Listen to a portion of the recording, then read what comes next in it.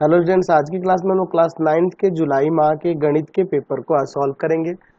तो हम लोग यहाँ पे सारे क्वेश्चंस को देखेंगे एक एक करके। चलिए पहले सेक्शन ए से शुरू करते हैं। तो सेक्शन ए में 1 से 30 तक ऑब्जेक्टिव क्वेश्चन दिए हैं। चलिए एक एक करके सभी को बताते हैं।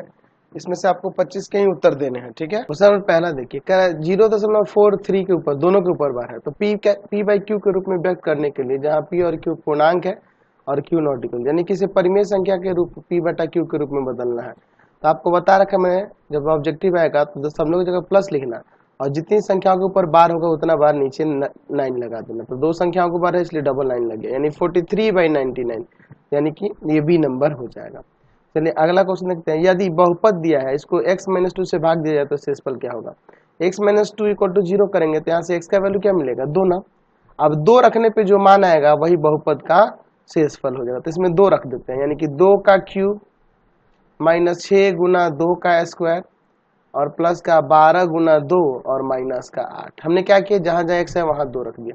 ये 8 माइनस 2 का स्क्वायर 4, 6 चौका 24, यहाँ 12 गुना 24 और माइनस 8। तो देखिए 24 से 24 गया, 8 से 8 गया, तो 0 आ जा रहा ना शेषफल। चलिए 0। ये कह रहा है यदि अगला क्वेश्चन में कि भाजक 5 है, भागफल 7 है और शेषफल 4 है, तो भाज्य क्या होगा। तो हम लोग जानते हैं ना कि भाज्य बराबर में क्या होता है जी, भाजक गुना भागफल और प्लस में शेषफल, है ना जी। तो यहाँ 5 7 35 और प्लस का 4 कितना आ जाएगा, 39 ना। ऑप्शन नंबर यहाँ सी हो जाएगा। क्वेश्चन नंबर 4 देखिए, कह रहे कार्तीय तल में किसी पाद में भुज और कोटि दोनों ऋणात्मक है, यानी कि किसी पाद में, यानी कि किस पाद में दोनों ऋणात्मक होते हैं। तो हमें पता है कि तीसरे वाले पाद में क्या होते हैं जी, दोनों ऋणात्मक होते हैं, सी नंबर हो जाएगा। अगला क्वेश्चन 5 नंबर, बिंदु -4, 5 किस चतुर्थांश में स्थित है। तो आपको पता है कि x माइनस का है और y प्लस का है, तो ये माइनस प्लस किस में होता है, दूसरे वाली में आता है ना जी, यानी कि द्वितीय में, सी नंबर आंसर। y अक्ष पर भुज का मान क्या होगा। तो y अक्ष पर भुज यानी कि x नियामक 0 होता है, आपको पता ही है। चलिए कह रहा है अगला क्वेश्चन कि त्रिभुज के तीनों कोण के ऊपर कितने समकोण के बराबर होते हैं, यानी 180 होता है तो कितने समकोण के बराबर होगा, 2 समकोण के ना। अगला क्वेश्चन 8 नंबर, यदि दो रेखाएं परस्पर एक दूसरे को काटती हैं तो कौन सा कोण बराबर होता है। तो हम लोग जानते हैं कि दो रेखाएं परस्पर काटेंगे तो ये शीर्षाभिमुख कोण बराबर होते हैं, है ना। अच्छा, दो रेखाएं परस्पर एक दूसरे को काटे तो कौन सा कोण बराबर होता है, संगत नहीं, एकांतर नहीं, रैखिक नहीं, सम्मुख कोण, वर्टिकली अपोजिट एंगल या शीर्षाभिमुख भी कहते हैं इसको। चलिए यही हो जाएगा। क्वेश्चन नंबर 9, समबाहु त्रिभुज की किन्हीं दो कोणों का योगफल। अच्छा, समबाहु त्रिभुज, तो समबाहु त्रिभुज में प्रत्येक कोण कितना का होता है, 60 का होता है। पूछ रहा है किन्हीं दो कोणों के ऊपर, तो दो को कोई भी जोड़ोगे तो 120 ना आ जाएगा। क्वेश्चन नंबर 10 देखिए, यदि बहिष कोण ACD 135 है, एंगल ABC 85 है, तो एंगल BAC इसका आपको पता है कि इसको इसको जोड़ने पर 135 आना चाहिए। तो आपको करना क्या होगा, 135 में से 85 को घटा लेना होगा। तो कितना आ जाएगा, 50 ही तो आएगा ना, 50 आ जाएगा आंसर। क्वेश्चन नंबर 11 देखिए, त्रिभुज ABC में भुजा BC को बिंदु D तक इस प्रकार बढ़ाया गया कि बहिष कोण ACD का निर्माण होता है तथा एंगल BAC और एंगल ABC क्रमशः यहाँ पे दिए गए थे, एंगल ACD का मान निकालें। तो चलिए एक काम करते हैं, सबसे पहले ना हम यहाँ पर एक त्रिभुज ही बना लेते हैं, ठीक है। चलिए मान लीजिए एक त्रिभुज है, ठीक है, इसका नाम दे दीजिए यहाँ पर त्रिभुज ABC। क्या कह रहा है, किसको बढ़ाया गया, भुजा BC को बिंदु D तक, इस बिंदु D तक बढ़ा दिए। चलिए बिंदु D तक बढ़ा दिए। फिर आगे क्या कह रहा है, ये एंगल ACD बहिष कोण बन रहा है। एंगल BAC ये है 63 डिग्री है, ठीक है। एंगल ABC ये कितना है जी, 42 डिग्री है। तो एंगल ACD इस बहिष कोण, तो ये बहिष कोण क्या होता है, इन दो अभिमुख अंतः कोण के योग के बराबर, यानी कि इन दोनों को जोड़ देंगे। एंगल ACD क्या हो जाएगा, वही 63 डिग्री और प्लस में 42 डिग्री, तो कितना आ जाएगा, यहाँ से 105 डिग्री हो जाएगा ना जी। तो ऑप्शन के अकॉर्डिंग ए नंबर हो जाएगा। अगला क्वेश्चन 12 नंबर, किसी त्रिभुज के समकोण की अधिकतम संख्या कितनी है। तो किसी त्रिभुज में एक ही समकोण हो सकता है, एक से ज्यादा समकोण नहीं हो सकता है ना जी, क्योंकि एक से अधिक समकोण हुआ तो यानी एक से अधिक समकोण, मान लीजिए दो समकोण है तो दुइयों को मिला के 180 होगा, तो तीसरे का माप क्या होगा, तब तो कुछ नहीं होगा। यानी कि एक त्रिभुज में कितने समकोण हो सकते हैं, अधिक से अधिक एक ही समकोण हो सकते हैं, अधिकतम एक समकोण होते हैं। क्वेश्चन नंबर 13 देखिए, किसी समकोण त्रिभुज के दो न्यून कोणों का योगफल अधिक है। जब त्रिभुज समकोण होगा तो ये तो 90 हो गया, और अन्य दो कोणों का योग 90 होगा तभी ना तीनों मिला के 180 होगा, यानी कि अन्य दो कोणों का योगफल क्या हो जाएगा, दो न्यून कोणों का योगफल 90 हो जाएगा। ठीक है, नेक्स्ट क्वेश्चन देखिए 14 नंबर, यदि किसी त्रिभुज का एक कोण 110 डिग्री तथा अन्य दो कोण बराबर हो तो प्रत्येक कोण का माप ज्ञात। देखिए एक त्रिभुज है, इसमें एक कोण क्या दिया है 110 डिग्री दिया, 110 डिग्री दिया, और अन्य दो कोण क्या है बराबर है। तो मान लीजिए ये भी x है और ये भी x है, तो तीनों का योग 180 होगा ना, तो x प्लस का 110 बराबर में 180। त्रिभुज के तीनों कोण का 180 होता है, ये जाके उधर घटेगा x 2x हो जाएगा, जाके घटेगा तो 70, दो जाएगा भाग में तो यहाँ आ जाएगा 35 डिग्री। तो अन्य कोण जो प्रत्येक कोण होंगे वो 35 डिग्री के होंगे। अगला 15, यदि किसी त्रिभुज के कोण 2:3:4 के अनुपात में, तो सबसे बड़ा कोण का माप क्या होगा।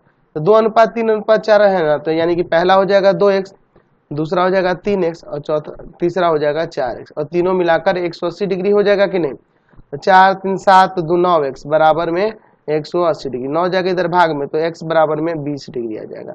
तो सबसे बड़ा कोण पूछा, तो सबसे बड़ा कोण ये 4 वाला ना होगा, यानी कि 4x होगा।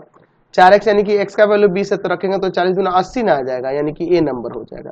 क्वेश्चन नंबर 16 देखिए, किसी त्रिभुज में कम से कम न्यून कोणों की संख्या है। तो हम लोग जानते हैं कि किसी त्रिभुज में अधिक से अधिक कितने न्यून कोण हो सकते हैं, तो 3 न्यून कोण हो सकते हैं, है ना जी। अधिकतम कितने होते हैं, 3 न्यून कोण हो सकते हैं। क्वेश्चन नंबर 17, यदि किसी त्रिभुज के दो कोण क्रमशः 48 और 66 है तो तीसरे कोण का माप। तो हम लोग तीसरे का x मान लेते हैं, तो यानी कि 48 प्लस में 66 और तीसरा x है, और तीनों मिला के किसके बराबर होगा 180 के ना। इन दोनों को जोड़ लेते हैं, तो 8 और 6 14 का 4, 1 और 6 4 10 और 1 11 114, उधर ले जाके घटा दो तो तीसरा कोण निकल जाएगा। यानी कि कितना हो जाएगा तीसरा कोण जी, तो ये हो जाएगा आपका 66 डिग्री ना। ठीक है ना जी, 66 डिग्री, यानी कि ऑप्शन नंबर ए।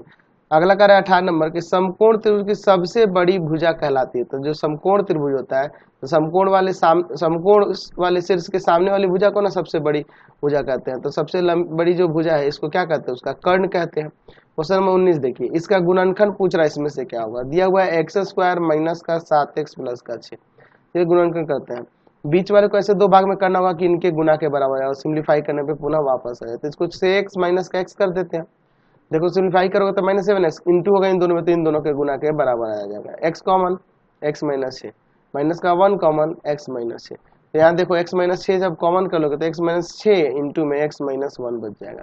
यही तो ये आपका ऑप्शन नंबर ए ही दिख रहा है ना। क्वेश्चन नंबर 20 देखिए, यदि त्रिभुज ABC में एंगल ABC और एंगल ACB बराबर है तो AB किसके बराबर है। ध्यान से देखिए, त्रिभुज ABC देते हैं, ABC में क्या है एंगल ABC यानी ये, और एंगल ACB ये दोनों कोण बराबर है, तो सम्मुख भुजाएं बराबर होंगी, ये दोनों बराबर होंगी ना, कोणों की सम्मुख भुजाएं बराबर। तो AB किसके बराबर होगा, AC के ना बराबर होगा। AC कहिए या CA कहिए, यही हो जाएगा। क्वेश्चन नंबर 21 देखिए, समबाहु त्रिभुज का प्रत्येक कोण का माप। तो समबाहु जो होता है उसका प्रत्येक कोण 60 डिग्री का होता है। क्वेश्चन नंबर 22 देखते हैं, यदि त्रिभुज ABC में AB AC के बराबर है और एंगल BAC 80 डिग्री है तो एंगल ABC का मान क्या होगा।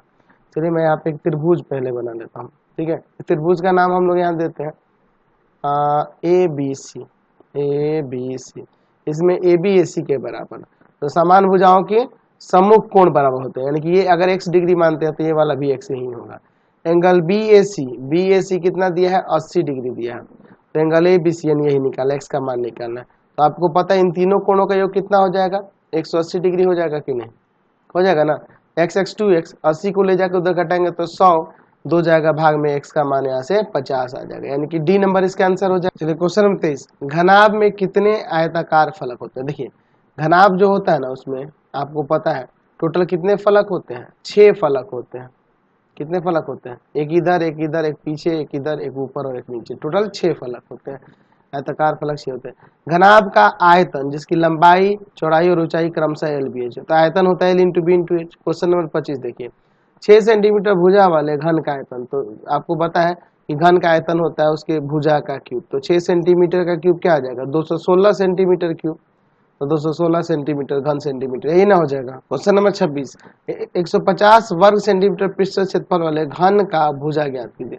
तो घन का भुजा ज्ञात करना है और पृष्ठीय क्षेत्रफल दिया 150, तो घन का पृष्ठीय क्षेत्रफल होता है 6 गुना भुजा का स्क्वायर, 6 गुना भुजा का स्क्वायर बराबर में 150 कर देते हैं, 150 सेंटीमीटर स्क्वायर, 6 जाएगा भाग में, तो भुजा स्क्वायर बराबर में हो जाएगा 150 बटा में 6 सेंटीमीटर स्क्वायर, 25 छक्का 150। तो यहाँ भुजा स्क्वायर बराबर में हो जाएगा कितना, 5 सेंटीमीटर का स्क्वायर, यानी कि भुजा यहाँ से कितना निकल गया, 5 सेंटीमीटर आ गया। तो 5 सेंटीमीटर भुजा हो जाएगा।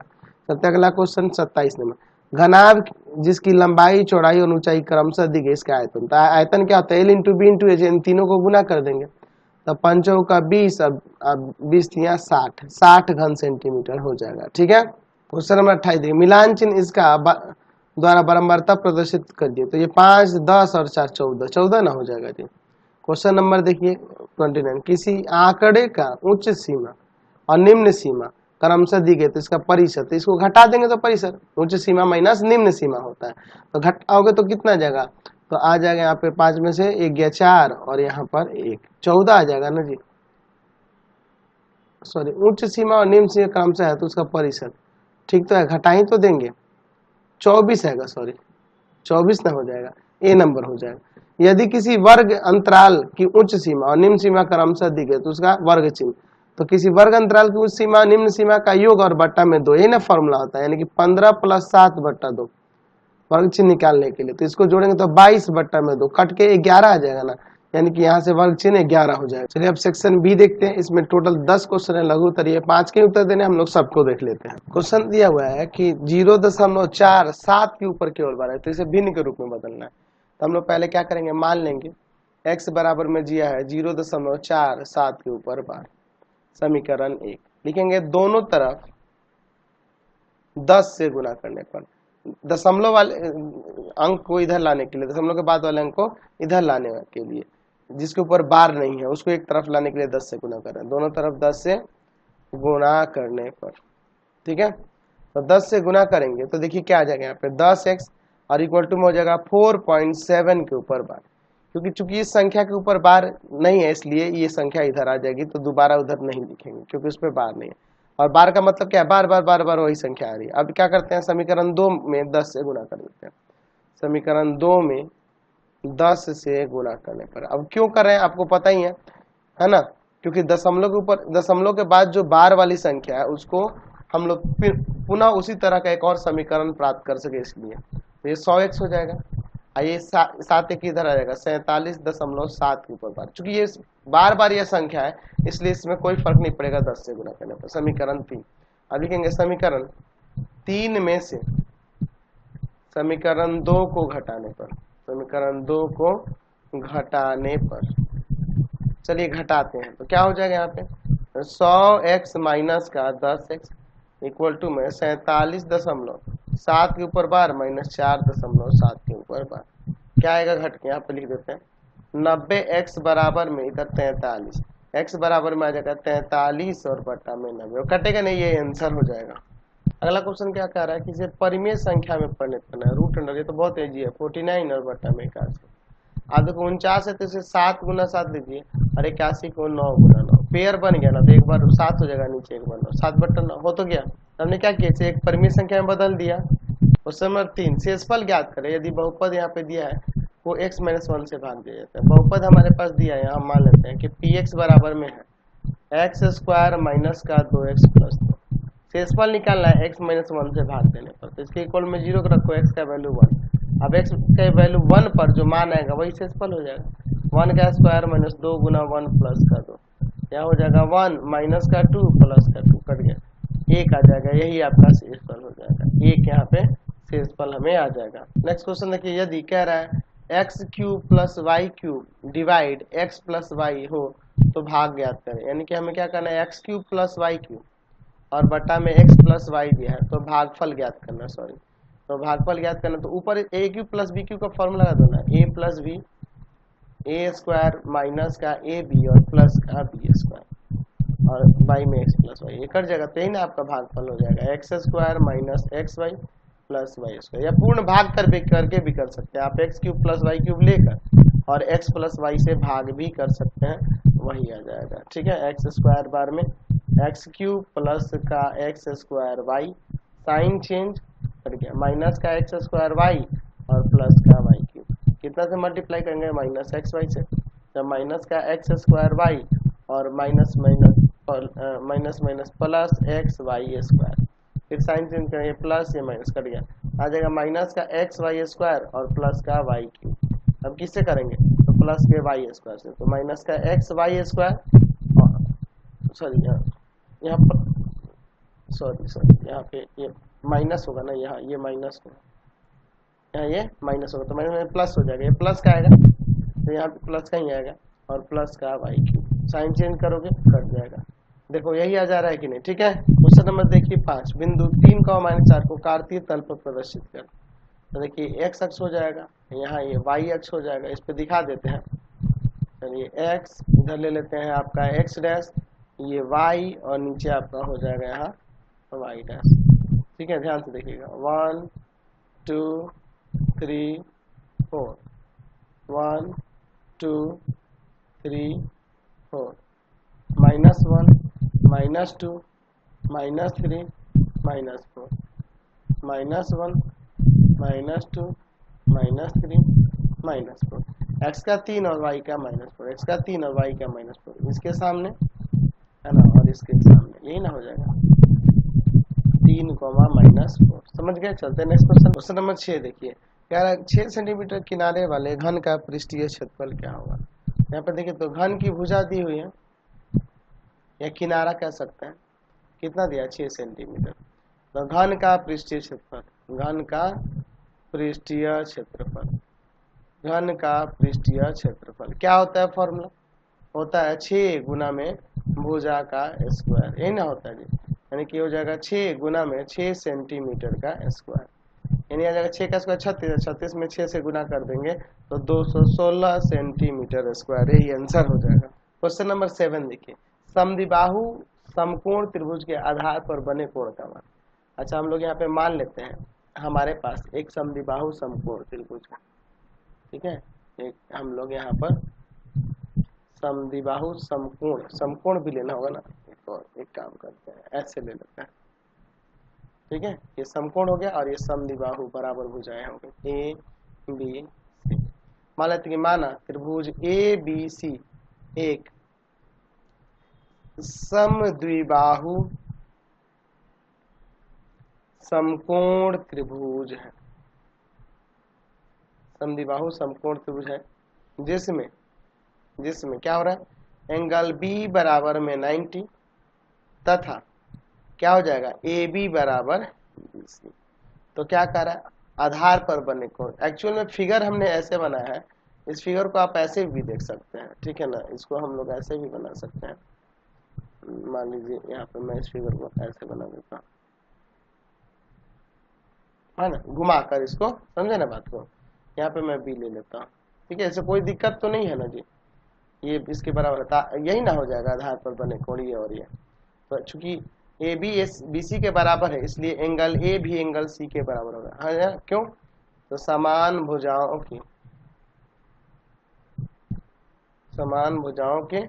सम्मुख कोण, समान भुजाओं के सम्मुख कोण बराबर होते हैं ना जी, बराबर होते हैं, इसलिए तो हमें क्या निकालना है, आधार वाले कोण एंगल ए और एंगल सी। तो एक काम कीजिए, हम लोग दोनों को एक्स मान लेते हैं, तो त्रिभुज ए बी सी में हम लोग यहाँ पे देख सकते हैं angle A plus angle C और एंगल बी तीनों मिला के क्या होगा 180 डिग्री, है ना। कैसे, तो हम लिख सकते हैं कि त्रिभुज के कोणों के योग गुण से, योग गुण क्या है इनका, कि तीनों कोणों का योग 180 डिग्री होता है। ये है x, ये है x और ये आपका 90 है, बराबर में 180, ये 2x हो जाएगा, 90 को उधर ले जाके घटा देंगे 180 में से 90, ये 2 जाएगा भाग में, तो x का मान 45 डिग्री। इसलिए एंगल ए और एंगल सी यानी आधार वाले कोण कितने हो जाएंगे 45 डिग्री, 45 डिग्री हो जाएंगे। क्वेश्चन नंबर 8, यदि त्रिभुज ए बी सी में angle B A C 50 degree, angle A B C 60 degree और angle A C B 70 degree है, तो बहिष्कोण ए सी डी का मान ज्ञात कीजिए। चलिए पहले मैं एक त्रिभुज बना लेता हूँ, ठीक है। त्रिभुज इसका नाम देते हैं ए बी सी। त्रिभुज ए बी सी में angle B A C 50 degree है, angle A B C 60 degree है, angle A C B 70 degree है। तो पूछ रहे एंगल ए सी डी का मान, ए सी डी इधर ना होगा भाई इस कोण, चलिए इधर भाई इस कोण दिखा देते हैं, इसी का मान निकालना है। याद करें वही कह रहा है कि बीसी को डी बिंदु तक बढ़ाएगा, यही भाई इसको निकालना। त्रिभुज ए बी सी में क्या क्या दिया है जी, एंगल बी ए सी बराबर में 50 degree, angle A B C बराबर में 60 degree, angle A C B बराबर में 70 डिग्री। बीसी को बिंदु डी तक बढ़ाया गया है, तो एक्चुअल में एंगल ए सी डी की बात करें तो यह बहिष कोण अभिमुख अंतः दो कोणों के योग के बराबर होगा कि नहीं, तो एंगल बी ए सी और plus angle A B C के योग के बराबर हो जाएगा ना, बहिष कोण प्रमेय से ऐसा हो जाएगा। ठीक है, चलिए तो यानी कि ये आपका है 50 डिग्री और ये है आपका 60 डिग्री, दोनों मिलके 110 डिग्री हो जाएगा, यानी कि एंगल ए सी डी क्या हो जाएगा, 110 डिग्री हो जाएगा। क्वेश्चन नंबर 9 देखिए, घनाभ का पृष्ठीय क्षेत्रफल ज्ञात कीजिए जबकि इसकी लंबाई चौड़ाई और ऊंचाई क्रमशः दी गई है। तो लंबाई दी हुई है 2 सेंटीमीटर, चौड़ाई दी हुई है 3 सेंटीमीटर और ऊंचाई दी हुई है 4 सेंटीमीटर। हमें क्या निकालना है, घनाभ का पृष्ठीय क्षेत्रफल। घनाभ का पृष्ठीय क्षेत्रफल क्या होता है, घनाभ का पृष्ठीय क्षेत्रफल होता है 2 गुना लंबाई गुने चौड़ाई, चौड़ाई गुने ऊंचाई और प्लस ऊंचाई गुने लंबाई। तो 2 गुना 3, 3 गुना 4 और 4 गुना 2 सेंटीमीटर स्क्वायर।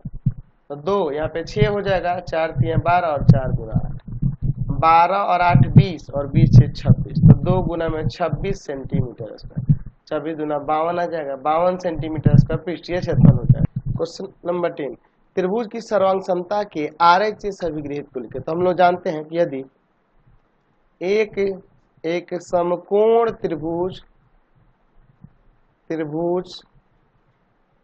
का कर्ण और एक भुजा दूसरे समकोण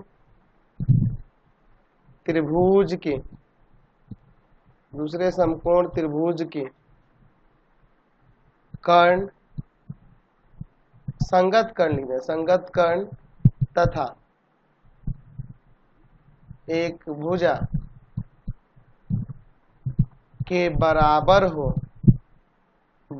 हो तो त्रिभुज सर्वांगसम होते हैं, ऐसा हम लोग जानते हैं, ये ना कथन। चलिए चलते हैं नेक्स्ट पे। चलिए तो अब दीर्घ उत्तरीय प्रश्न बच गए हैं 11 से 15 तक। चलिए इनको देख लेते हैं करके। क्वेश्चन नंबर 11, बहुपद इतना को इतना से भाग दे। चलिए भाग देते हैं। x-1 से भाग देना है 3x का पावर 4 माइनस का 4x क्यूब माइनस का 3x माइनस 1 को कितना बार में, 3x क्यूब बार में गुना करेंगे, 3x का पावर 4 और 1 में होगा तो माइनस का 3x cube, sign change cut जाएगा, या माइनस का x क्यूब माइनस का 3x माइनस 1 आएगा। अब कितना बार में ले जाएंगे जी, तो माइनस के x स्क्वायर में गुना करेंगे तो माइनस का x क्यूब हो जाएगा, फिर माइनस में प्लस का x स्क्वायर आ जाएगा, sign change plus minus cut गया, माइनस का x स्क्वायर माइनस का 3x माइनस 1। अब ये कितना बार में ले जाएंगे, माइनस x टाइम्स में गुना करेंगे तो माइनस का x का स्क्वायर और माइनस प्लस का x कट जाएगा, प्लस माइनस, माइनस का 4x और माइनस का 1 कितना बार ले जाएंगे, माइनस का 4 बार में, तो मैंने 4 से गुना करेंगे तो माइनस का 4x और प्लस का 4 हो जाएगा, यही ना होगा। आगे क्या हो जाएगा, यहाँ पे साइन चेंज करते हैं, प्लस माइनस कर जाएगा, माइनस का 5 यहाँ शेषफल, तो ये भागफल ये हो जाएगा और शेषफल माइनस का 5 हो जाएगा। क्वेश्चन नंबर 12 देखिए, यदि x-4 बहुपद ax क्यूब प्लस का 3x स्क्वायर में 3 तथा 2x cube minus 5x plus a को भाग दिया जाए तो एक ही शेषफल प्राप्त होता है। अच्छा, एक ही शेषफल प्राप्त होता है, क्या कह रहा है कि x-4 से बहुपद ax क्यूब प्लस का 3x स्क्वायर माइनस 3 तथा 2x क्यूब माइनस का 5x प्लस a से भाग देने पर शेषफल एक ही आता है, एक ही प्राप्त होता है।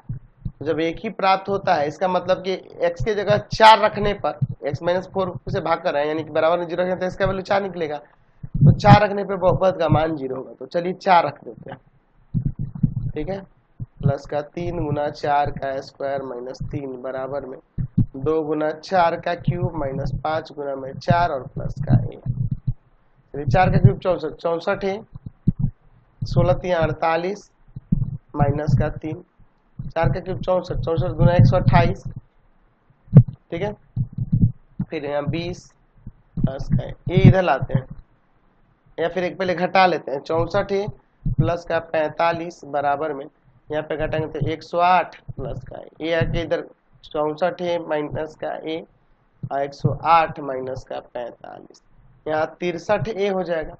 यहाँ देखो घटेगा तो 3 6 63 हो जाएगा, यहाँ ये भाग में जाएगा, ए का वैल्यू 1 आ जाएगा। चलते नेक्स्ट क्वेश्चन, क्वेश्चन 13 देखिए। सिद्ध करें कि त्रिभुज के तीनों कोणों का योगफल 180 डिग्री होता है।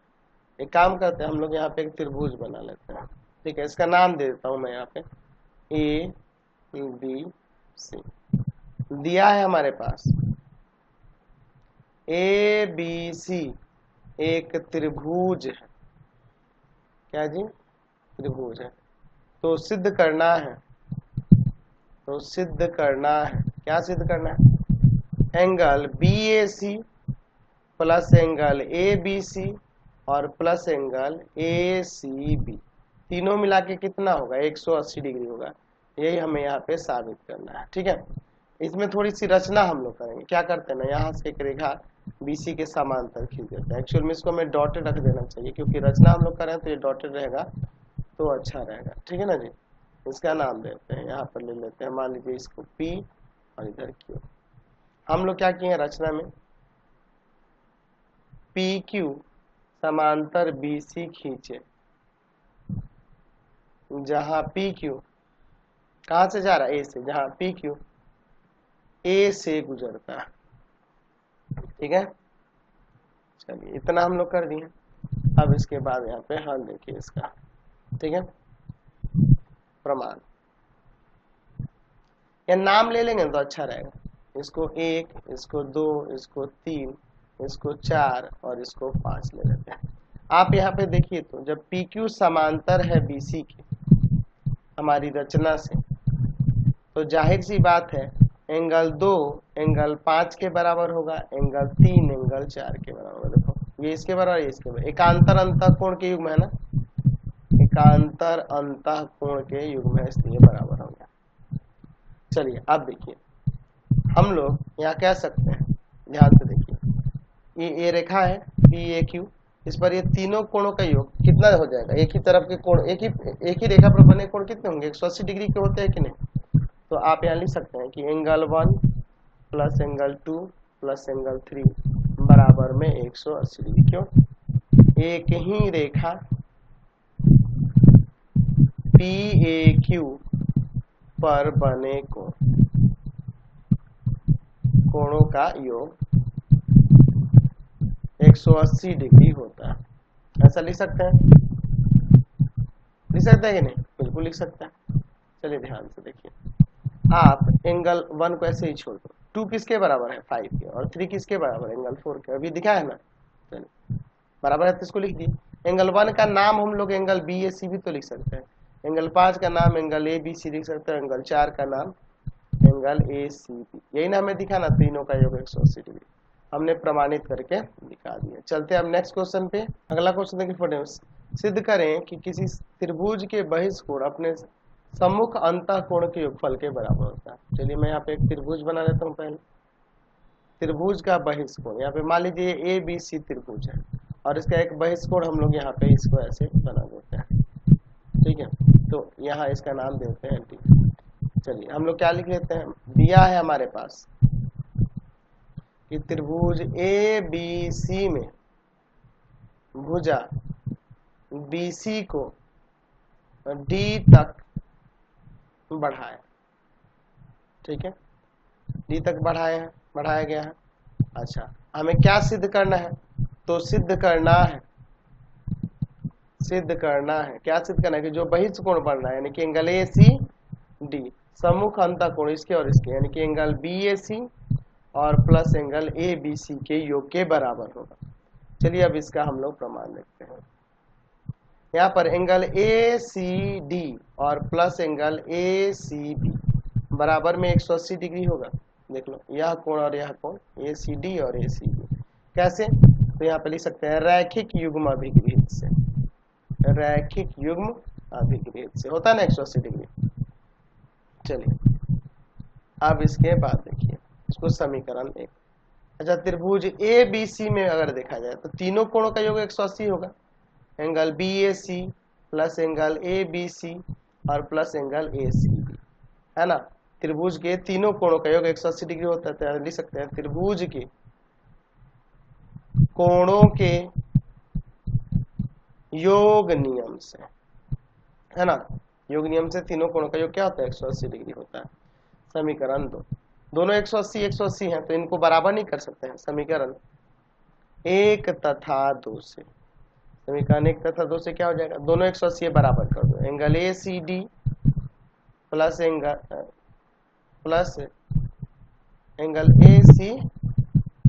ACD प्लस एंगल ACB बराबर में angle BAC plus angle ABC और प्लस एंगल ACB। ये ACB angle ACB angle cut जाएगा। एंगल ACD बराबर में हो जाएगा एंगल BAC और प्लस एंगल ABC। यही ना हमें प्रमाणित करना था, हमने ये भी दिखा दिया। चलते हैं नेक्स्ट क्वेश्चन पे हम। क्वेश्चन नंबर 15, यदि किसी घन का पार्श्व पृष्ठ क्षेत्रफल 324 सेंटीमीटर स्क्वायर है तो उसका आयतन और कुल पृष्ठ क्षेत्रफल निकालिए।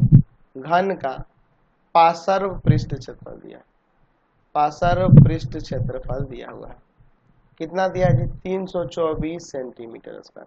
क्या होता है यह 4 गुना भुजा का स्क्वायर होता है ना पार्श्व पृष्ठ क्षेत्रफल 324 सेंटीमीटर स्क्वायर। यहाँ से भुजा स्क्वायर बराबर में हो जाएगा 324 और बटा में 4 सेंटीमीटर स्क्वायर। फिर काटते हैं 4 अट्ठे 32 और 4 एकम 4, यानी कि भुजा का स्क्वायर बराबर में हो जाएगा 9 सेंटीमीटर का स्क्वायर। तो भुजा यहाँ से कितना आ जाएगा 9 आ जाएगा कि नहीं, भुजा आ गया 9 सेंटीमीटर। अब देखिए हमें क्या क्या निकालना है, तो आयतन निकालना है। तो यहाँ पे घन का आयतन, घन का आयतन क्या हो जाएगा, फॉर्मूला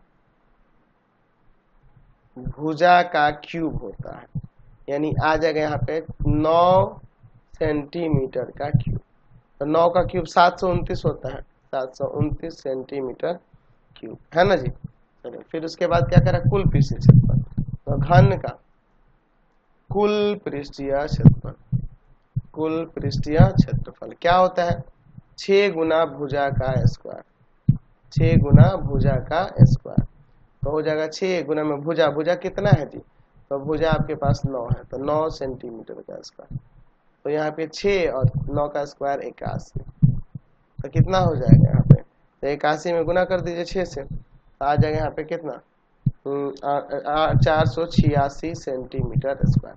तो यही तो निकालना था आपका। कंप्लीट हो गया टोटल क्वेश्चन। नेक्स्ट वीडियो में आगे देखेंगे।